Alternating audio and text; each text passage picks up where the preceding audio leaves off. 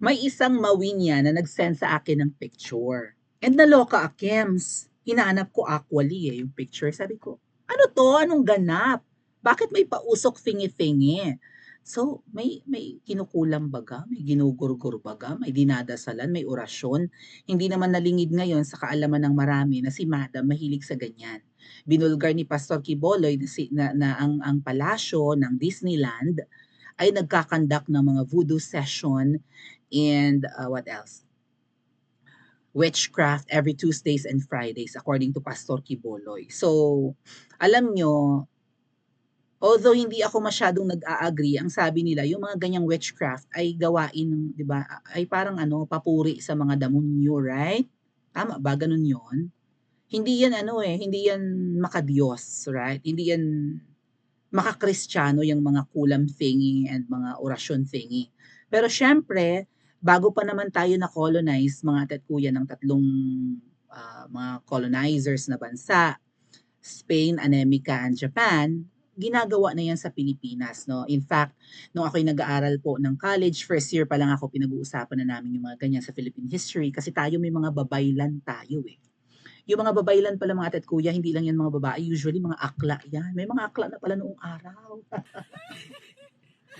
Mga sila, mga lalaki nagbibis, babae, at nanggagamot, right? Mga babaylan. Kaya nga po may mga grupo sa UP na UP Babaylan. Mga LGBT yun eh. Yun yung nare-recall ko kasi pinag-drawing ako ng aking teacher noon. So malangit nawa ng part ng libro namin at yung nakita ko yung babaylan. Since ako nga po ay miyembro ng LGBT pero nililinlang lang kayo ng inyong paningin, babae po ako. So napag-aralan namin yan na may mga, in fact may mga Pilipino noon nung panahon ng colonization na ginagamit yung mga ganyang witchcraft thingy para labanan kasi 'di ba? Oh, yeah. Tapos takot na takot nga din yung ibang Hapon kasi parang yung ibang Hapon daw ay sa Kabisayaan ay kinain ng mga Pinoy. Naloka ako dun sa nag-discuss na kaklase ko. Natakot daw ng mga Hapon sa Kabisayaan dahil may pagka-cannibals daw ang mga Bisaya. Hindi naman po talaga yan mga ate at kuya. Hindi yan um, malayo sa posibilidad kasi 'di ba may mga alam niyo na may mga kakaibang ganap diyan sa ay binura yung wag burahin, wag burahin. Okay, hindi naman. Takot ako baka binura yung picture. Anyway, nag-send ng isang mawinyan sa akin mga ate at kuya ng picture ng si Madam ay nagpapausok. And ano tong ganap? Kasi well, hindi naman to shocking sa atin. Again, ang mga Pilipino ay may mga paniniwalang iba, right? Sa turo ng mga na Kristyanismo ng both US and Spain, and hindi naman tayo masyadong inimpluwensyahan ng Japan, mga ate at kuya, sa kanilang Shintoism. In fact, yung contribution po yata ng Japan sa atin ay itong mga mga poetry lang, yung mga no at haiku nila, yung maiiksi nilang tula. Yun lang, at saka yung mga parang mga theater lang, yun lang yung contribution ng Japan. Kasi nung nandito ang Japan sa Pilipinas ay talaga world war kasi yun eh, 'di ba? Yung halos 5 taon na nandito yung Japan sa Pilipinas. So hindi naman tayo na-impluwensyahan ng kanilang religion masyado. Okay. Pero may mga na tayo, may mga nakasanayan na tayo, may spiritual practices na or kung ano man 'yan, no? May mga religious practices na ang mga Pilipino naman bago itong mga colonizers na mga ibang bansa. And 'yan nga, 'di ba, kapag naglilibing nga tayo ng mga ng ating mga no, ang mga ninuno natin kapag may mga inililibing silang mga mahal sa buhay, minsan isinasabit sa puno o kaya inilalagay sa mga banga, right? Diyan sa pating Ifugao province, Bagayan. Tapos may sa banga na 'yon may mga ukit na parang bangka, may mga nagsasagwan, may mga anito tayo. Meron tayong paniniwalang atin, right? May Philippine folklore naman na meron tayong tinatawag na bathala, bathaluman, at kung ano-ano pang mga Diyos at Diyosa. Marami actually tayong ganyan eh sa Philippine mythology. Meron tayong meron tayong pananampalatayang atin bago itong Christianism. So hindi malayo na si Madam ay may mga ganyang paniniwala rin. Lalo't siya ay taga Bisayang katulad ko, right? Taga Western Visaya si Madam, maraming mga diyan. Alam niyo na mga apwang, mga kapre, mga dawindi, mga engkantada, tik-tik, wak-wak, manananggal, alam ng mga Bisaya 'yan, 'di ba? Oh, and yung mga hiwit-hiwit, kulam, at kung ano-ano, barang, Diyos ko po, daw-daw kung sa Mindoro. So, up to until now po, right? Ano naman 'yan eh, or up to now, 'di ba? Ay pinaniniwalaan pa rin ng mga Pilipino yung ganyan.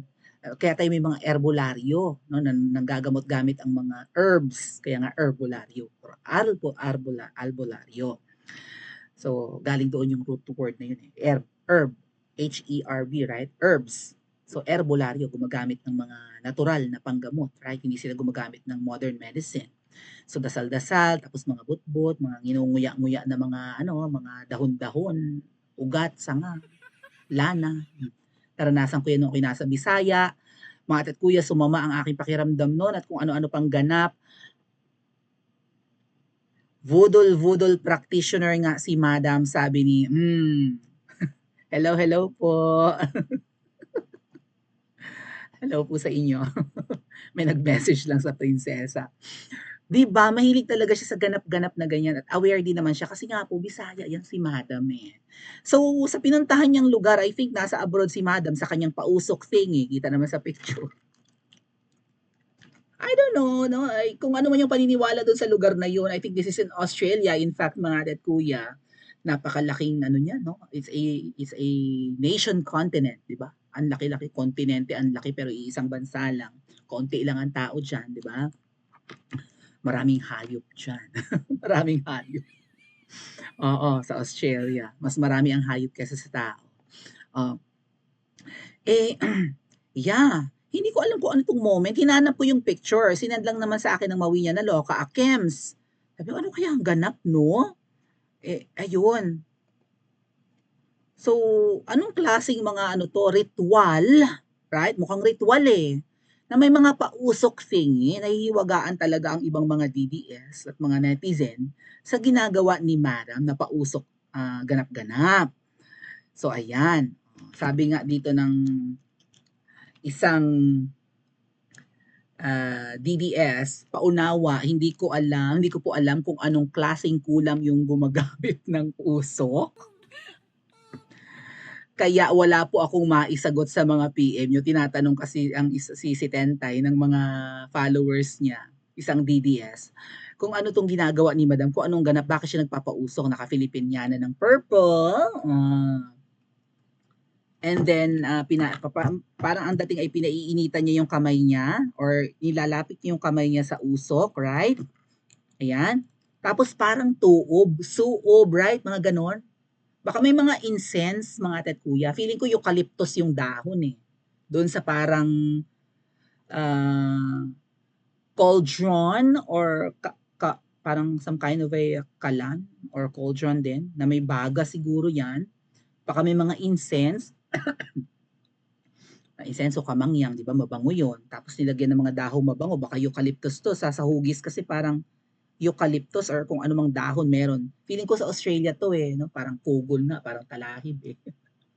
And then siguro ginaganon niya, no? Ginaganon niya sa kanya, mabango siguro yung usok or what. Or maybe sinabihan si Madam na, oh, mag-pray po kayo kung ano ang inyong mga hiling kay Bathalo.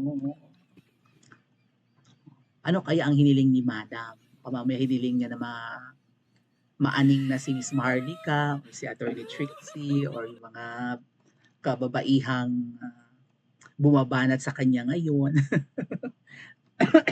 No? Sabi ng ibang netizen, the Grand High Witch daw si Madam. Ang tawag po diyan sa pausok ay OMADS. OMADS ay spelled backward na damo. Mukha namang damo yung pinapausok. Malay nyo, di ba? Nakaka-high pala yan. Alam nyo mga ate at kuya, meron kasing mga, di ba, may mga tanim or mga halaman na iba yung effect pag nalanghap mo yung usok eh. Sa amin sa Kabisayaan, hello sa mga Bisaya diha, pagka nagsunog ka ng buy-buy or buboy, kung ano matawag dyan, yung parang cotton tree, right? Cotton yata yun eh, cotton, yung buy-buy. Yung mahaba ang bunga niya, pag binuksan mo, puro buto, pero parang may cotton doon sa loob. Sinisipon ang mga manok. Alam niyo naman maselan din ang pang-amoy ng mga alaga nating hayop 'no? So sinisipon yung mga manok, yung iba inaaratay, napepeste or something. Yung halaman na yun may mga gano'ng specific na halaman, eh. May mga dahon din na sinisigaan sa amin mga ate at kuya na kapagka yun ang sinusunog ay nakakahilo. So depende siguro sa epekto ng burnt or yung usok 'no, yung smoke nung mga sinusunog na yan. Baka yung iba nakakagaling, 'di ba? O kaya alay sa mga nasa ibang dimension, sa nasa itaas na mapagbigyan ang mga dasal thingy, ay talagang participate ng bonggang-bongga si madam. Dito nga lang sa picture na 'to pinagtatawanan siya ng mga netizens kasi parang ano daw, parang ang ganap na ito ay parang sa Vincentiments lang. 'Di ba si Direk Daryl Yap mahilig gumawa ng mga ano, mga parody, mga short films ng pang-asar kay Madam. Naalala niyo may gumaganap na si Madam na dumidila-dila rin, si Patricia Ismael, 'di ba? Hahanapin ko ngayon kay teka hanapin ko yung kay Direk Daryl ha, dali. Nandito 'di ba may gumaganap doon na sa parang si Madam nandidila-dila, Daryl Yap.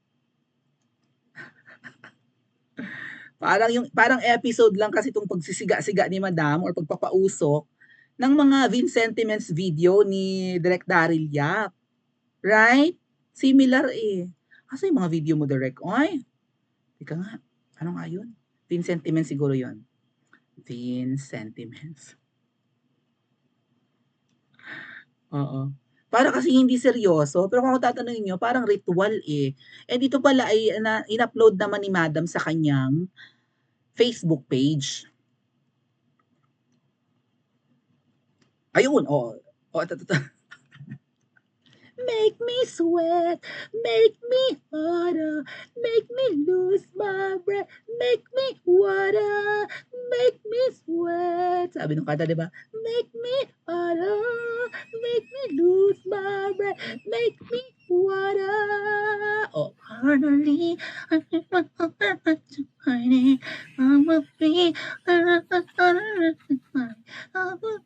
sabi ni Tyla, yung kumanta ng water. Kamukha naman talaga ni Madam, 'di ba? Oh, yung pausok na ganap ni Madam parang ganun lang eh, parang Vincentiment video lang. Parang hindi parang Joe ito naman oh. Good thing. Everything.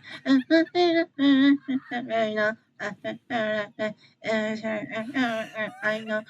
Hindi ko alam natandaan yung tugtog. Hindi ko lang ma-play kasi makaka-copyright ako. Di ba parang joke lang? Yung little boy. Oh. Kamukha naman kasi talaga ni Madam yung ano. So parang hindi seryoso. Pero ito nakita ko nga po, itong pagpapausok ni Madam ay sa ASEAN, Australia Special Summit, Partners Program. Pumunta siya sa Melbourne Museum and luncheon. Kasi kaya pala may mga foreign germs sa likod si Madam, no? May mga foreign germs na nanonood sa kanyang ritual. May mga Australian, parang may kababayan pa tayong mga Muslim, or maybe mga attendees yan, o mga taga Southeast Asia, mga Indonesian siguro or Malaysian. Ayan, nanonood ng ritual ni Madam. Hindi ko alam kung ritual niya yan or as to represent the Philippines or ritual sa Australia. Pero kung ako tatanungin niyo, ang modern naman po ng bansang Australia, hindi ko alam kung ano ang ganap ng pagpapausok ni Madam. May inihagis ba siya? Mukhang may inihagis siyang dahon. Hinagis niya ang kamalasan sa buhay or what? Or maybe di pinagdarasal niya yung mga detractors niya, yung mga naninira sa kanya na pestihin and malas-malasin at kung ano pa man. Nahihiwagaan lang naman tayo mga ate at kuya. Oh, ano kaya ang tumatakbo sa isip niya sa mga ganap na ito? Alam niyo naman si Madam, 'di ba? Pikunin daw 'yan, aminado naman siya sa interview na kay Boy Abunda. Pikunin siya, no? Hindi katulad ng asawa niya, tatawa-tawa lang sa ganap. Si Madam, pagka nababatikos or napupuna, gaganti yan, gagawa ng paraan. So, kung kayo ang tatanungin ko, ano kaya ang tumatakbo sa kanyang isip? Sino kaya ang kanyang dinadasalan? Ha? 'Di ba habang nagpapausok, alisin mo ika ang mga masasamang elemento sa katawan ko. Ay ano ba sabi ng mga netizen din eh? sa pausok na ito. Marijuana yan ginagamit para sumanib ang espiritu ng mga magnanakaw. Marijuana daw yung sinisigaan ni Madam. Ang sabi ng mga mangkukulam sa Quiapo. Tsaka nabanggit ko na yan sa inyo, di ba? According to ay puting hito, si Madam ay mahilig talaga sa ganyang ganap. Kaya kung ano man ang, 'di ba? Kung wala ng pag-asa na matanggal sila, masipa sila, maalis sa pwesto at para matigil na ang mga kasamaang nangyayari sa Pilipinas at kamalasan at kalokohan, kung magre-resort ang ibang mga Pilipino na si Madam ay gamitan na lang ng mahika, hindi raw yan tatalban. Kasi nakabili na raw yan sa Thailand si Madam ng mga pangontra. Ang mga kaalaman ng mga Thai pagdating sa witchcraft, voodoo, and mysticism, and mga black magic, mas matindi kaysa sa kaalaman nating mga Pilipino. So, ibig sabihin, practice talaga sa Southeast Asia yan. So, ano kaya ang pinapanalangin ni Madam, no, na magaganap? Pa-comment nga po sa comment section at mag-like and subscribe din po kayo.